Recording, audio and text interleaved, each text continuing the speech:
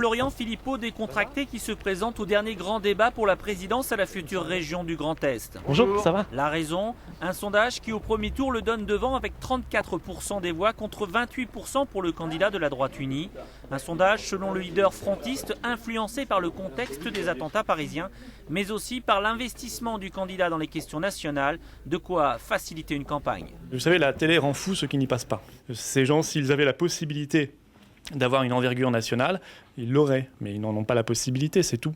Mais je pense que c'est une chance pour nos régions que d'avoir cette capacité d'entraînement, justement, de médiatiser des problèmes. Un sondage qui, à quelques jours du scrutin, bouscule celui à qui la grande région était promise, le candidat des Républicains de l'UDI et du Modem, Philippe Richert, l'actuel président de la région Alsace, désormais sous pression. Nous sommes sur des vrais sujets et on peut en parler très peu. La preuve, c'est qu'on parle du climat, on parle des conséquences des attentats et on ne parle pas des vrais sujets.